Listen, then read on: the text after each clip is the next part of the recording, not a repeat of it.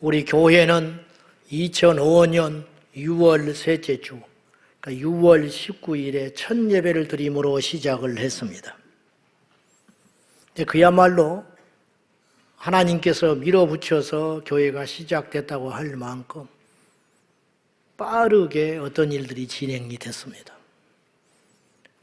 그러니까 6월 5일 날 주일 날 교회 앞에 강구를 했어요. 이제 내가 개척하게 되었다.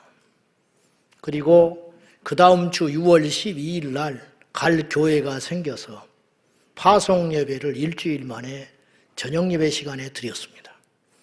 그리고 나서 그 다음 주에 저와 함께한 성도님들 80여 명과 함께 교회에서 파송을 받은 성도님들과 함께 첫 예배를 드림으로 우리 교회가 시작이 되었습니다. 주변에서 어떻게 이런 일이 가능한가? 하나님께서 예비하셨고 하나님께서 저를 너무너무 사랑하셔서 이런 일이 일어나는 것이라고 다들 담복을 하며 축복과 축하를 해 주셨습니다.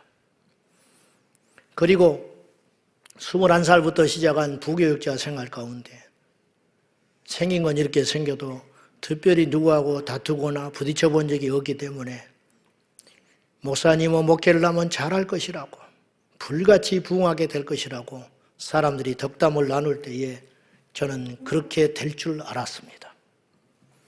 그러나 막상 개척한 교회는 만만치가 않았습니다.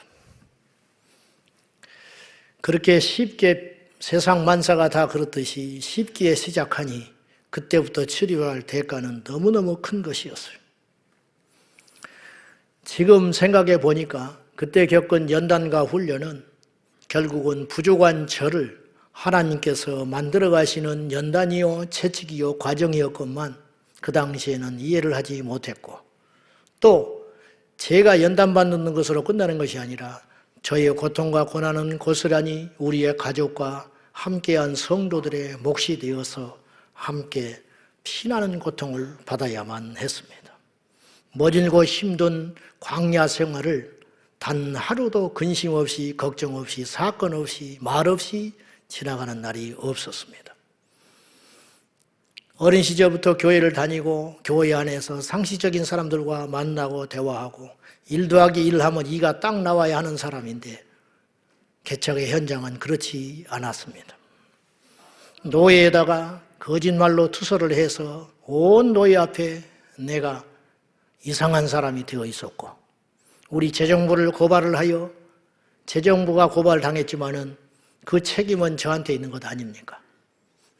회사를 결근하고 시무룩하게 코가 빠지고 당황한 재정부 2 사람을 제가 같이 데리고 재정장부를 다 가지고 와가지고 경찰 앞에 가서 해명을 해야 하는 수치를 당하고 그것을 다 듣고 난 경찰이 고발한 측에 대하여 못된 놈이라고 저한테 무고죄로 신고를 하라고 맞대응하라고 할 만큼 억울한 일도 당해봤습니다. 그러나 성경에는 그렇게 하지 말라 했잖아요.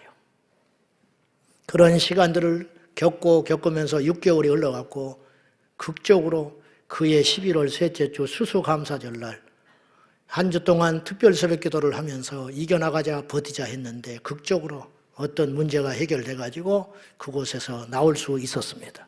저에게 있어서 그 6개월은 교회가 아니었고 정말로 고난과 고통의 광야 시간이었습니다. 그리고 성도들과 함께 오갈 데가 없어져서 50, 60명 저를 믿고 따라온 성도들과 함께 기도원에서 한 달을 예배를 하면서 주의를 지키고 새벽 예배를 우리 집 사택에서 드리면서 한 달 동안 처음에 개척할 때 시작한 2억을 겨우 다시 반납받아가지고 그 돈을 손에 쥐고 교회를 찾으러 다녔습니다. 여러분, 교회가 돈만 있으면 세워질 것 같지요? 천만에 그렇지 않습니다. 이것을 들고 교회를 온 성도들과 함께 다니면서 교회를 얻으려고 하는데 주지를 않습니다. 교회가 들어오면 안 된다는 거예요.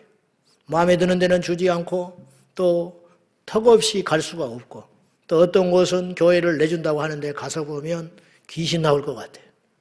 그래서 안 됐어요. 어설프게 돈 2억이 손에 있으니까 이것저것 따지느라고 교회가 점점 더 얻을 데가 없어지게 되는 거예요. 마음은 타들어가고 금식을 하고 기도를 하는 중에 한 달 만에 교회가 나왔어요. 근데 거기는 세는 안 준다는 거예요. 사라는 거예요. 억지로 샀습니다. 사가지고 대출을 안고 사가지고 인테리어를 해가면서 12월 셋째 주 그곳에 가서 현장에 가서 공사를 한쪽에서 하면서 주일 예배를 감격 쪽에 들었습니다.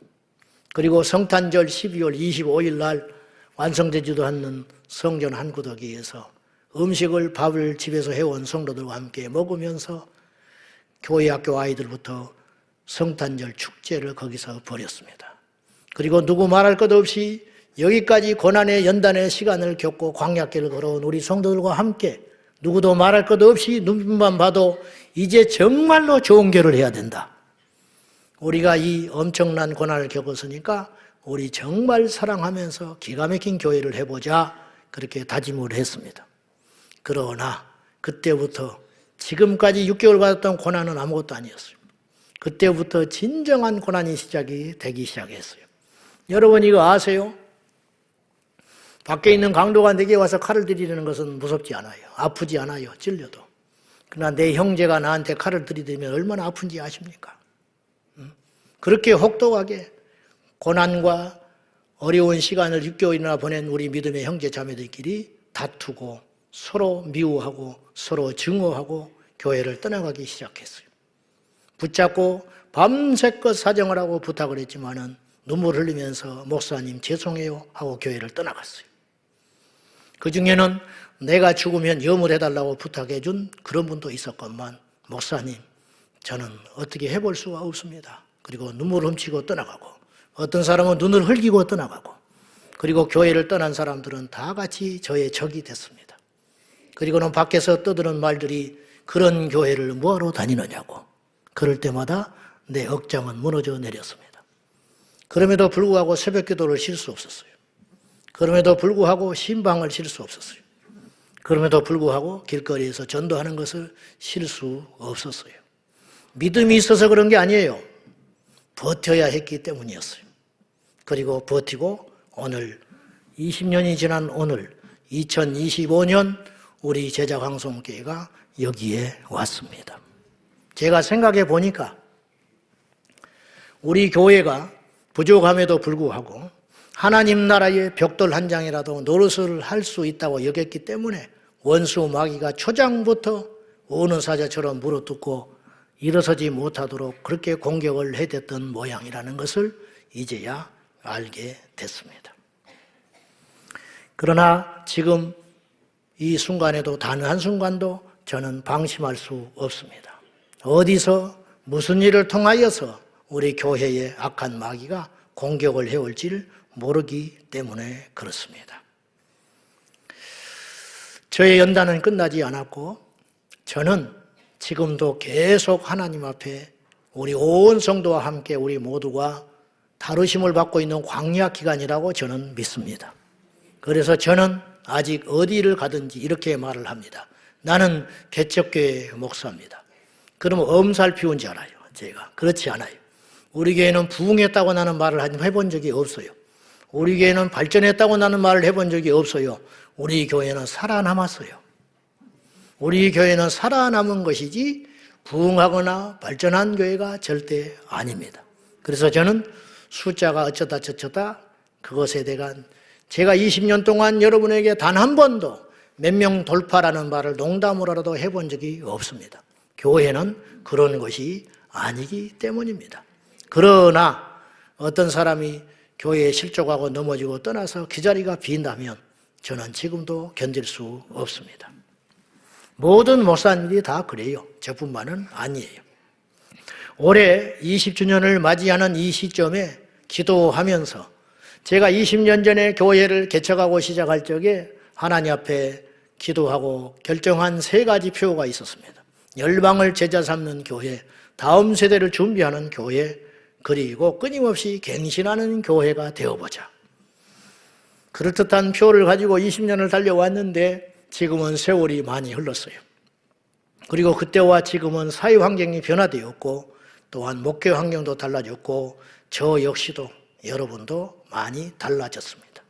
그래서 20주년을 맞이하면서 단순한 이벤트나 표를 바꾸는 걸로 끝나지 않고 기도하며 우리 목사님들과 오랫동안 수기한 끝에 4가지의 표를 만들어서 다시 우리 주님 오시는 날까지 우리 제자 광성교회가 이 비전과 표를 가지고 달려가 보려고 합니다.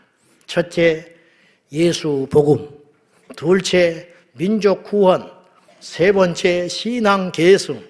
네 번째, 신행 일치. 그래서 저기를 저기다 붙여놨어요. 덕지덕지 붙이는 거 내가 안 좋아하는데 예배당에 들어올 때마다 저걸 보시라고. 그리고 제가 보려고 저기다가 4가지의 비전을 또렷하게 새겨 놓았습니다. 오늘부터 시작하여 우리 교회 4대 비전을 선포하고 제가 그걸 주제로 가지고 말씀을 당분간 나눌 터인데 오늘 첫 번째 시간 바로 예수 복음입니다. 세상에 여러분 영원한 것은 없습니다. 젊음도 영원하지 않고 부귀 명예도 영원하지 않다는 것 삼척동자도 잘 압니다. 그리고 세상의 이념과 철학과 법들도 결코 영원한 것은 없다. 즉 다시 말해서 완벽한 제도, 완벽한 사상, 완벽한 법은 없다. 오히려 세상의 흐름이 달라질수록 어떤 것들은 빠른 속도로 옷을 바꿔 입어야만 생존할 수 있는 법과 사상 이념도 허다하게 많습니다. 민주주의가 어떻게 해서 출현하게 됐습니까? 그것은 왕정 국가에 대한 대항으로 민주주의가 공화정 그리고 민주주의 대의 정치가 나타나기 시작한 거예요. 그러나 민주주의도 한계가 있었어요. 사람들의 차별, 계급을 꺾지를 못했어요. 그래서 나온 것이 공산주의였습니다. 역설적으로. 그럼 공산주의는 어떻습니까? 더 형편없는 사상이요 이념이 되어버리고 말았습니다. 그걸 알지도 못한 채 추종하는 불쌍하고 위험한 사람들이 이 땅에 많은 것이 한탄스럽습니다만은 분명히 자유민주주의 이념도 문제가 있기는 있지만 공산주의하고는 비교할 수 없는 우월한 사상이라고 나는 믿습니다. 다시 말해서 이 땅에 완전한 것도 없고 영원한 것도 없더라 이 말이에요. 그런 건 다 흘러가는 것이. 그러나 이 땅에 영원해야 하고 절대로 변하지 말아야 하며 앞으로도 지켜야 할 가치가 있으니 그것을 일컬어서 진리라고 하는 것입니다. 그리고 그 진리의 다른 말이 여기 있으니 바로 복음이라 말할 수 있습니다. 여러분, 복음은 변할 수 없습니다. 변해서도 안 됩니다. 만약에 어떤 것들이 복음이라고 일컫는 어떤 것들이 변해버린다면 그건 복음이 아니었기 때문에 변한 것입니다. 다시 말해서 수천 년 전에 어떤 믿음의 가치와 기준을 가지고 그 사람이 주님을 믿다가 천국을 갔다면 그건 여전히 우리에게도 유효한 복음이어야 된다 이 말이에요. 사도 바울의 복음이 따로 있고 우리의 복음이 따로 있고 너의 복음이 있고 나의 복음이 있다는 건 거짓말입니다. 그건 복음이 아니기 때문에 그렇게 말장난을 하는 것입니다. 복음은 유일하며 하나이며 변치 않는 것이 있는 것입니다. 그것만이 복음인 것입니다. 그래서 복음은 영원하며 영원해야 하며 또한 영원할 것이라고 저는 확실히 믿습니다. 그러면 여기서 너무도 당연한 질문을 하나 던질 수밖에 없어요. 복음이 그렇게 가치 있고 중요하고 변해서는 안 된다는 진리라는 건 누구도 우리도 다 공감하려는데 그러면 복음이 무엇이냐 이 말이에요.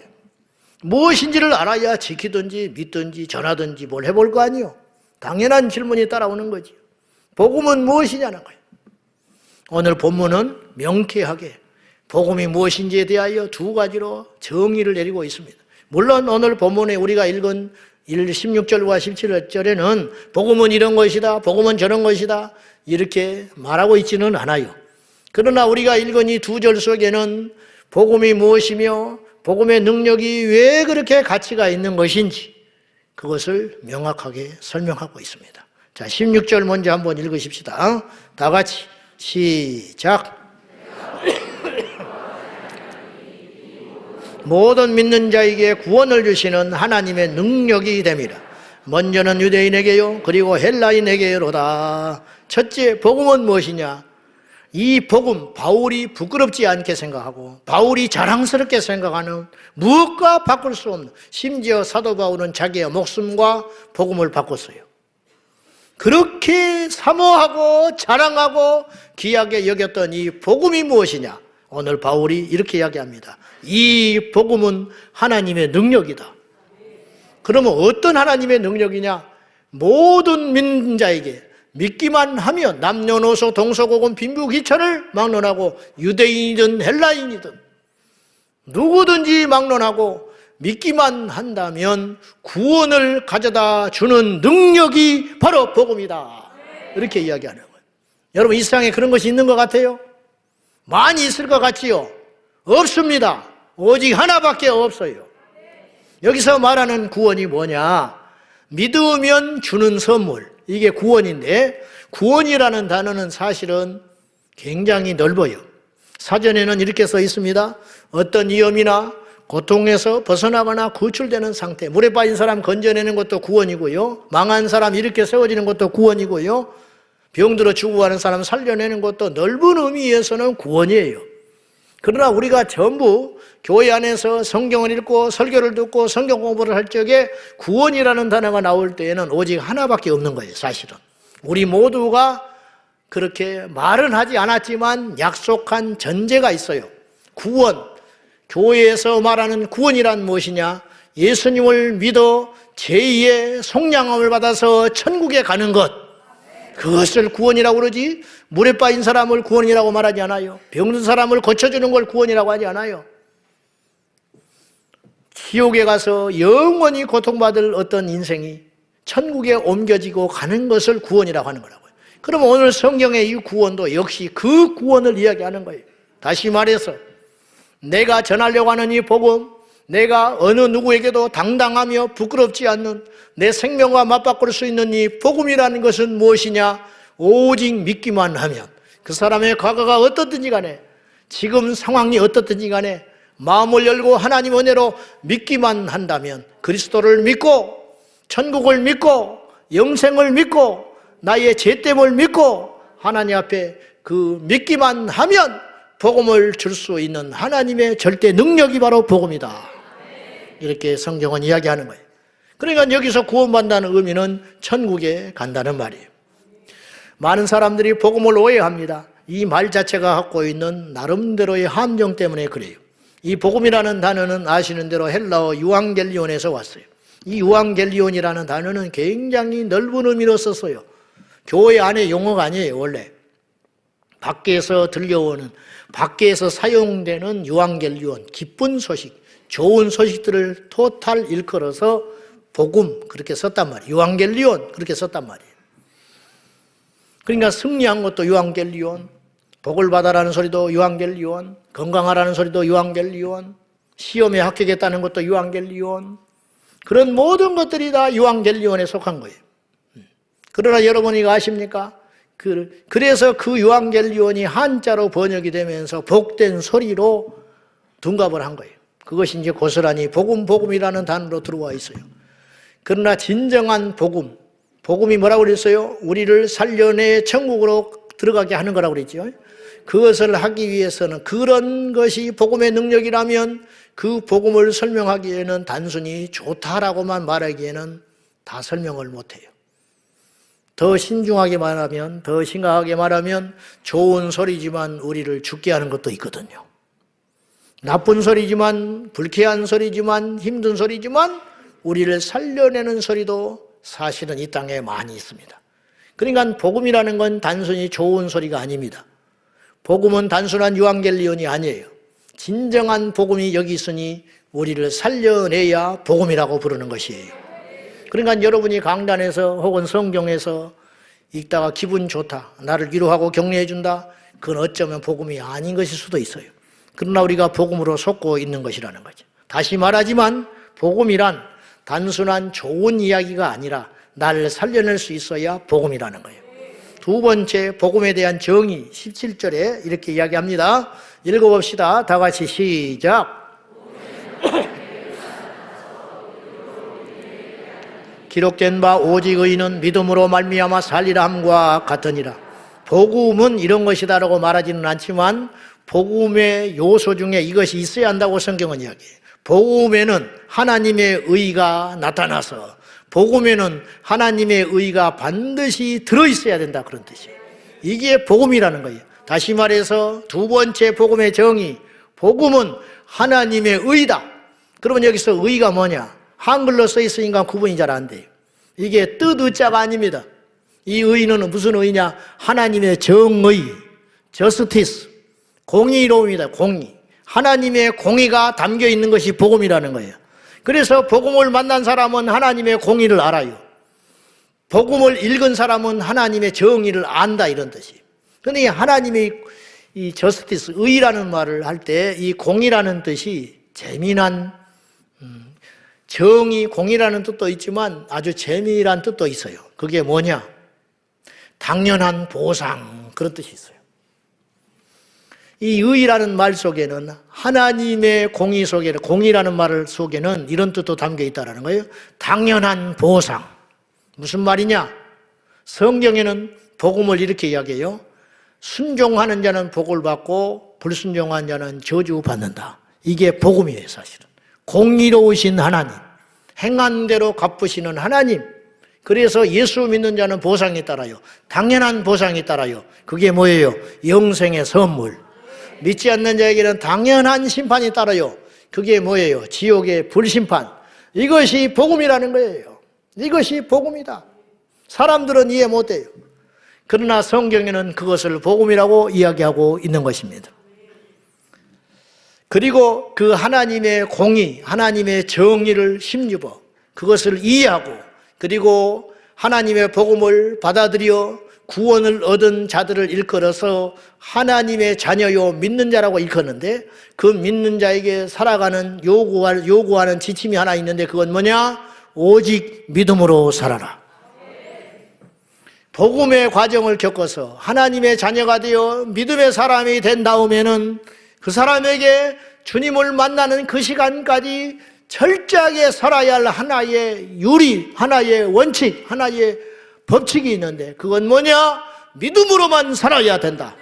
그래서 오직이라는 말을 붙인 거예요. 단 걸로는 안 된다.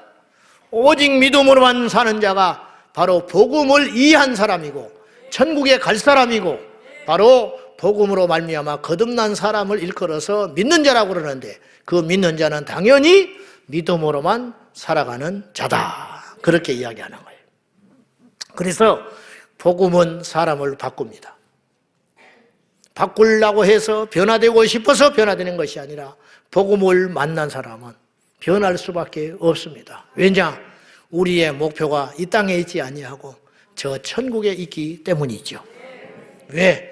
복음 안에서 거듭났고 천국을 약속으로 받았고 천국을 믿는 사람이 어찌 이 땅에 연연하고 살아가겠습니까? 그렇기 때문에 말투가 달라지고 행동이 달라지고 선택이 달라지고 선호하는 것이 달라집니다. 그래서 변하려고 해서 변한 것이 아니라, 초대교회 성도들은 전도를 받아가지고 복음으로 말미암아 거듭났잖아요. 거듭나가지고 교회에 와서 세례를 받고 양육을 받아서 그리스도의 충실한 제자가 됐잖아요. 그러니까 이들의 생활 방식은 세상의 방식이 아니라, 지금까지 살아왔던 방식이 아니라 믿음으로 사는 삶으로 바뀌게 된 거예요. 그걸 사람들의 눈에는 너무 이상하게 보이는 거예요.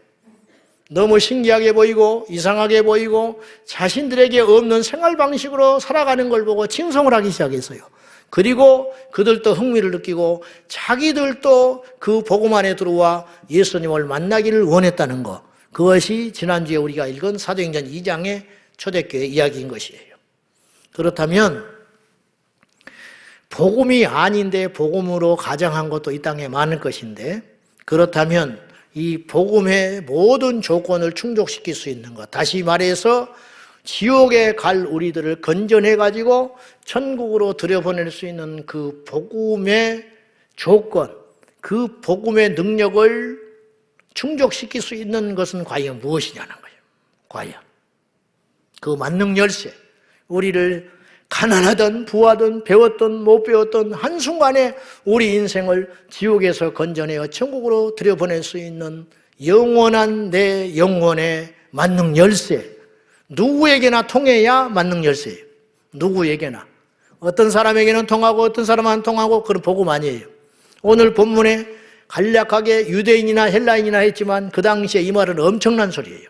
유대인이 복음이 따로 있고 헬라인의 복음이 있고, 유대인의 철학이 있고 헬라인의 철학이 있고, 유대인의 세상과 사고가 있고 헬라인의 사상과 철학이 있는데, 그걸 모든 것을 뛰어넘어서 오직 믿기만 하면 구원을 주신다는 것은 파격적인 선언이에요. 이런 것이 과연 세상에 존재하는가? 존재한다는 거예요. 유일하게 존재한다는 거예요. 그것이 무엇이냐는 거예요. 그러면 첫째, 종교가 그 능력을 그렇게 그 기능을 할 수 있는가? 종교가 우리를 과연 지옥에 영원히 빠뜨려 불못에서 심판받을 우리 인생을 건져내가지고 천국으로 올려다 줄 수 있는 것인가? 종교가. 여러분, 종교가 그런 능력이 있다고, 그런 가치가 있고 그런 기능이 있다면 우리 능히 종교인 되어야 됩니다. 그러나 정말 그렇게 될 수 있는가? 따져보자 이 말이에요. 따져보자.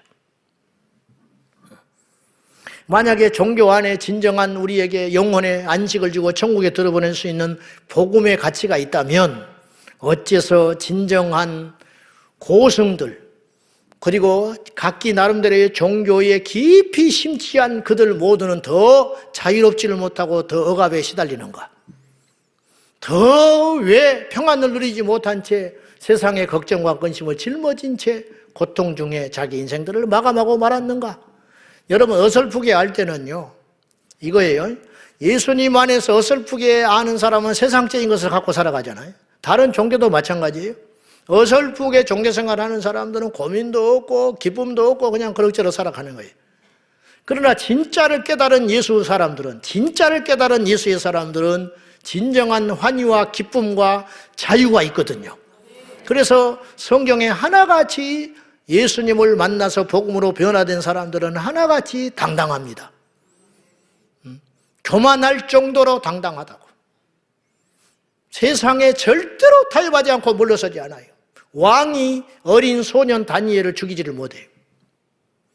사도 바울을 보십시오. 그의 마지막에 이 말을 하고 하나님 나라 갔어요. 나는 선한 싸움을 싸우고 달려갈 길을 다 마치고 믿음을 지켰으니. 이런 말을 어떻게 합니까? 그리고 나서 하는 말이 이제 후로는 나를 위하여 의의 면류관이 예비되었으리라. 내게만 아니라 나처럼 주님이 다시 오심을 재림을 믿는 모든 사모하는 모든 성도들에게 동일하게 그 의의 면류관을 씌워 주실 것이다. 그런 말을 남기고 목이 잘려서 두려움도 없이 주저함도 없이 천국에 가버린 거예요. 이처럼 당당하고 이처럼 확신에 차 있고 이처럼 강력한 죽음의 권세를 이긴 자를 본 적이 있으십니까? 근데 바울만 그런 게 아니에요. 복음을 만났던 유사 이래의 모든 인생들은 그렇게 당당하게 하나님 나라에 갔습니다. 도대체 그 안에는 무엇이 있었냐 이 말이에요. 영원한 생명이 이미 그에게 있었기 때문에 그리할 수 있었다는 것이죠. 저는 타종교를 함부로 말하고 싶지 않아요. 왜냐, 그들만큼 내가 깊이 연구하지 않았고 그들만큼 고민해 본 적이 없기 때문입니다. 그러나 객관적인 자료만을 가지고 여러분에게 감히 말씀드릴 수 있어요.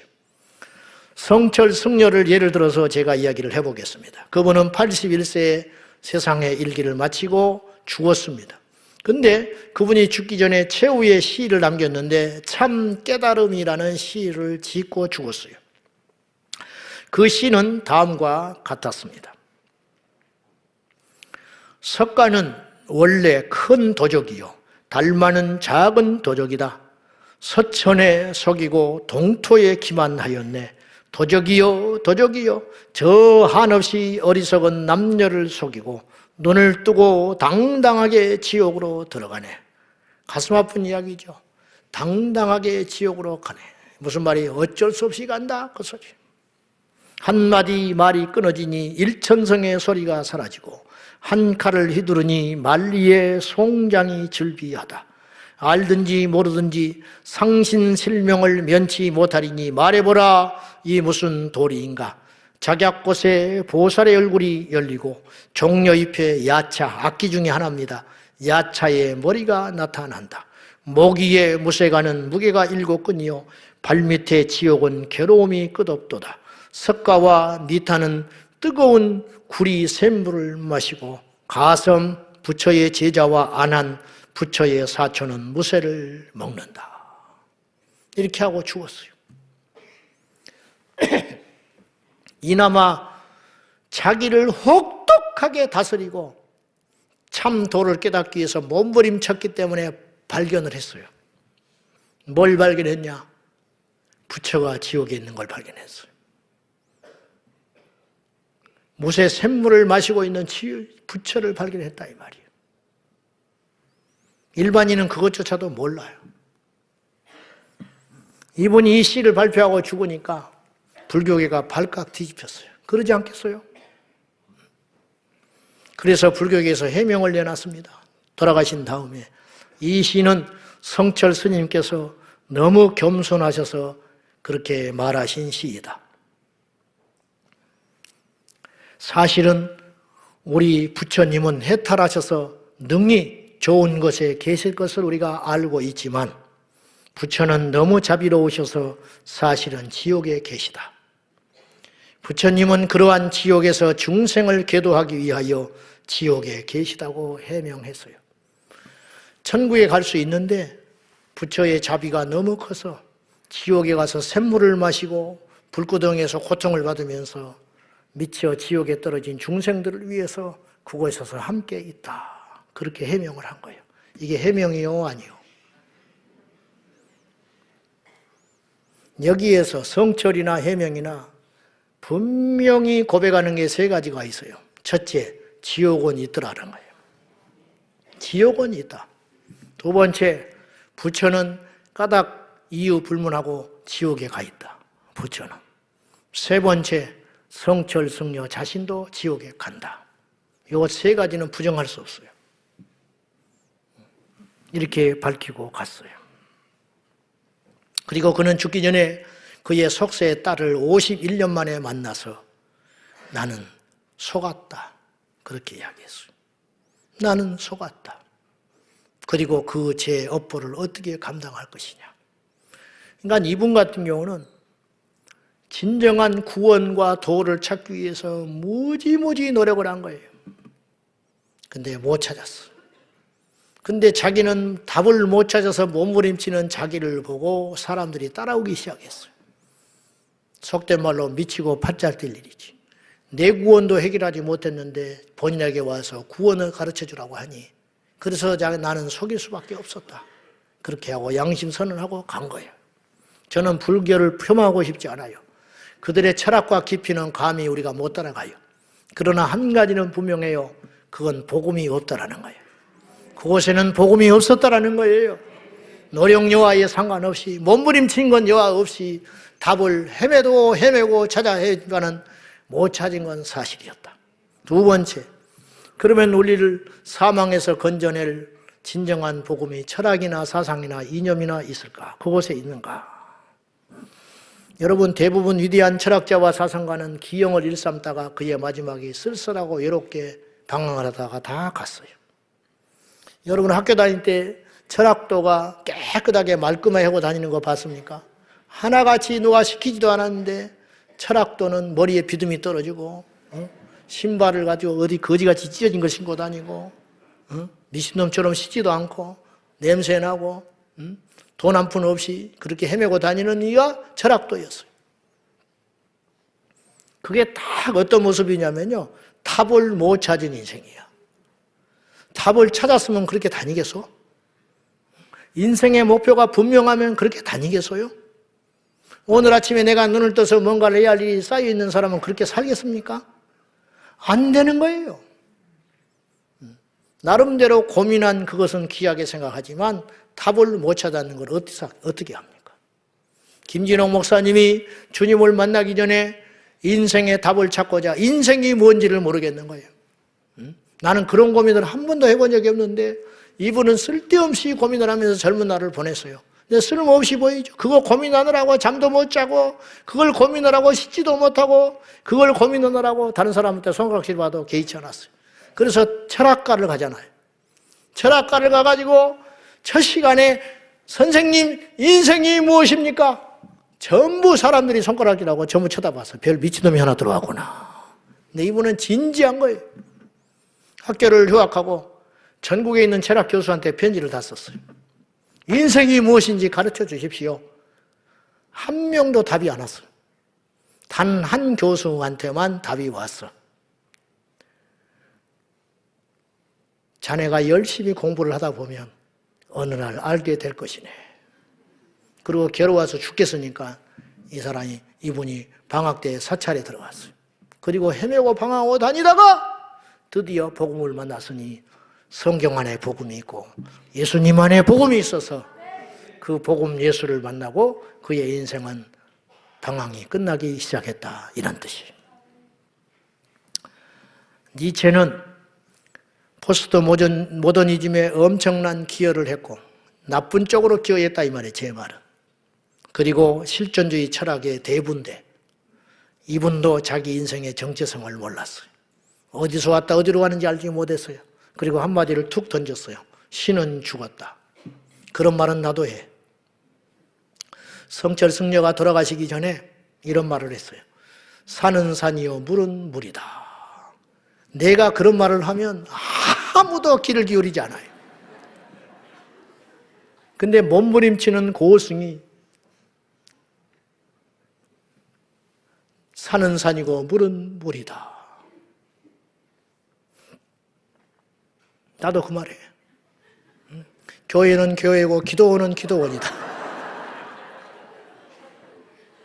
성경책은 성경책이고 마이크는 마이크니라. 얼른 적으세요. 노스에 한 줄도 안 나옵니다. 니체가 신은 죽었다고 선언했어요. 그가 죽었다고 선언한다고 해서 없어질 신이 아니에요. 없다고 부정할수록 신은 더 살아 역사하시는 분이에요. 역설적으로. 없다는 뜻은 있다는 뜻이에요. 역설적으로. 니체는 어떻게든지 이것을 교만하게 꺾어보려고 했지만 결국은 신은 죽었다라는 말은 신은 살았다 선언하고 죽은 거예요. 그리고 그의 마지막은 심한 우울증, 불안 증세를 앓다가 스스로 자살했다는 사람도 있고 목숨을 끊어버렸다는 사람도 있고 그런 고통을 갖다가 죽었다는 그런 설도 있는데 둘 중에 하나 어떤 것이든지 그의 말년이 비참하고 외롭고 허무했다라는 것은 부정할 수 없는 사실이에요. 왜 그런가요? 스데반의 죽음과 비교되지 않습니까? 히브리서 11장 믿음의 사람들과 너무 많이 비교되지 않습니까? 그 차이는 어디에 있느냐?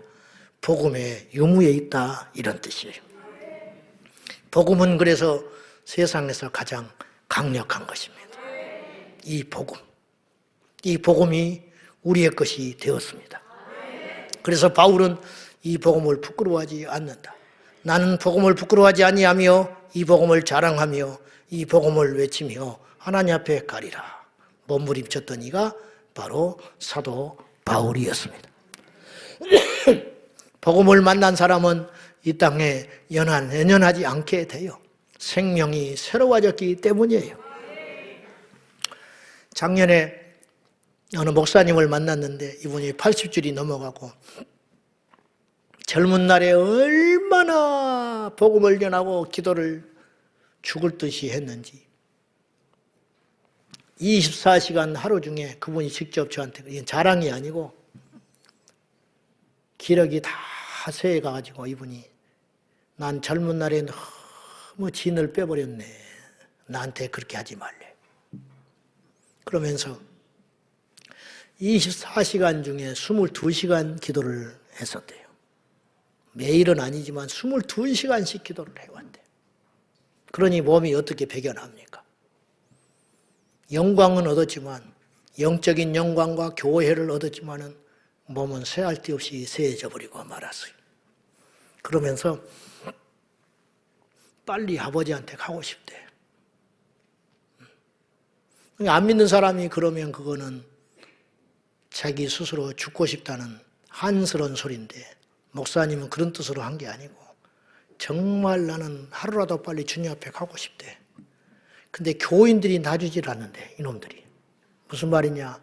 좀 아프다, 몸이 안 좋다. 이분이 걸음도 잘 못 걸어. 옆 사람이 비서가 옆에서 부축해줘야 걸어다녀. 근데 강단에만 서면 펄펄 날아. 이게 어떡하냐 이 말이에요. 어디서 그러냐. 몸이 좀 안 좋다, 아프다 그러면 수백 명의 교인이 둘러붙어가지고 릴레이 금식 기도를 해버린다는 거예요. 그래서 죽을 나를 계속 살려내버린다는 거예요, 성도들이. 어떻게 해볼 수가 없더래. 빨리 아버지 나라에 가고 싶은데 성도들이 살려내줘 버린다는 거예요. 그냥 죽기 살기로 울면서 철야기도를 해버리고 금식기도를 하니까 평안히 누워서 가고 싶은데 보내주지를 않는다는 거예요, 도대체. 그래서 내가 속으로 이제 가셔도 되겠구만 그랬는데 그렇게 말은 못하고, 근데 이제 이런 대화들이 그냥 허물없이 너무 유쾌하게 웃으면서 이렇게 하는 이유가 어디에 있냐 이 말이에요. 그 안에 참 생명이 있기 때문에 그런 대화가 가능한 거예요. 여전히 근심거리가 있으시겠죠. 여전히 교회가 수많은 문제와 사건들이 끊임없이 괴롭히고 있겠지요. 그러나 이 땅에 허무주의가 아니고 염세주의자가 아니고 미련 없이 오늘 주님이 나를 부르신다면 오늘이라도 갈 준비가 되어 있다라고 사도 바울처럼 당당하게 말하는 그 힘은 어디서 온 것이냐 이 말이에요. 그것이 바로 복음의 능력인 것이에요. 복음을 만났기 때문에 그처럼 당당하고, 복음을 만났기 때문에 강한 자 앞에서 타협하지 아니하고 부자 앞에서도 기죽지 아니하고 세상의 권세를 휘어잡고 있는 사람한테도 당당하게 당신 예수 안 믿으면 지옥 간다고 말할 수 있는 그 복음의 확신과 능력이 어디서 오느냐는 거예요. 그것이 바로 복음의 가치 아니겠습니까? 우리 교회의 첫 번째 비전은 이것이에요. 그 예수를 전하자. 예수 복음이라는 말은 다른 게 아니에요. 예수 그리스도가 복음이다. 복음으로 오셔서 복음을 전하신 주님, 복음이 오셔서 복음을 전해주신 거예요. 할렐루야. 예수님이 복음이고 진리가 복음이고 영생이 복음이고 천국이 복음인 것이에요. 그 예수 복음, 우리 교회가 첫 번째로 해야 할 사명, 차별금지부터 막고 세상의 어수선한 이런 것도 막고 점점점 우리나라가 심각하게 위험한 세상으로 되어가는 것, 교회를 지키는 것도 좋고 우리의 믿음을 지키는 것도 좋고 이 나라를 지키는 것도 좋고 다 좋은데 우리 성도들은 절대로 잊지 말아야 할 절대적 가치가 있으니 그것이 뭐냐? 무엇 때문에 그러느냐? 예수 복음 때문에 그러는 것이다. 예수 복음 때문에 외치고 예수 복음 때문에 참고 예수 복음 때문에 행하는 것이다. 교회가 어떤 일을 해도 좋아요. 소풍도 가도 좋고 체육대회도 좋고 사역을 해도 좋고 뭘 해도 좋으나 우리가 항상 염두에 둬야 할 것이 첫 번째로 무엇이냐? 예수 복음 때문에, 예수 그리스도 때문에 우리가 이 길을 간다. 우리가 이렇게 결정한다. 우리가 이렇게 한다. 그것이 우리 교회의 절대 기준이 되고 우리의 자랑은 예수 복음 전하는 것. 우리는 약하나 확신 가운데 우리는 비록 부족하고 연약하지만 우리가 믿고 의지하는 그분 예수 그리스도, 그분 안에서는 확신을 가져도 좋습니다. 예수 외에는 길이 없다. 예수 외에는 복음이 아니다. 그래서 저는 유튜브나 텔레비전에 죄송합니다마는 죄송할 것 없어. 죄송할 것 없는데 그냥 그렇게 하는 소리야. 목사, 신부, 중이 셋이서 막 옷 승복 입고 신부 옷 입고 목사 옷 입고 와가지고 서로를 존중하면서 서로의 종교를 존중하면서 막 이렇게 노닥거리고 이야기하는 거 막 천불이 날라오래. 천불이. 그 자리에 왜 끼어 있어? 복음이 왜 복음 아닌 곳에 가서 끼어 있는 거야? 종교인들하고 대화가 잘 되십니까? 당신이 종교인이기 때문에 그러는 거예요. 세상이 더 좋습니까? 여러분이 세상에 속한 자니까 세상이 더 좋은 것이에요. 아직도 안 달라진 거예요. 절대로 복음은 둘일 수 없습니다. 복음은 하나입니다. 예수님께서 내가 곧 길이요 진리요 생명이라. 예수님은 둘 중에 한 분이에요. 진짜 답을 갖고 계신 분이든지 답이 되든지 아니면 천하의 거짓말장이에요. 예수님은 인생에 할 수 없는 거짓말을 했어요. 어떻게 당신이 길이 됩니까? 어떻게 당신이 진리가 됩니까? 어떻게 당신이 생명이 되십니까? 말은 다 할 수 있어요. 그렇게. 그런데 그분은 증명해 보이셨으니 십자가의 권세를 이기고 유일하게 부활하신 예수 그리스도, 그분만이 우리의 복음이요, 그분만이 우리의 길이요, 그분만이 우리의 생명이요, 그분만이 천국 가는 진리인 것입니다. 그 확신 가운데 거하셔 우리가 날마다 예수 복음으로 무장하고 예수 복음을 자랑하고 예수 복음으로 말미암아 살아가는 저와 여러분 되기를 주님의 이름으로 축원합니다. 기도하십시다. 하나님 아버지, 우리 교회를 지난 20년 동안 여기까지 인도해 주셨습니다. 앞으로 20년 동안 하나님께서 우리에게 얼마나 더 많은 연단과 얼마나 더 많은 훈련을 시킬 줄 모르나 지금까지 함께 하신 아버지 주께서 저희와 함께 해 주실 줄로 믿습니다. 이제 20주년을 맞이하여 4대 비전을 선포하며 예수 복음을 전하고 예수 복음을 자랑하고 예수 복음으로 살리라 결단하오니 도와 주옵소서. 예수님의 이름으로 기도 올리옵나이다. 아멘.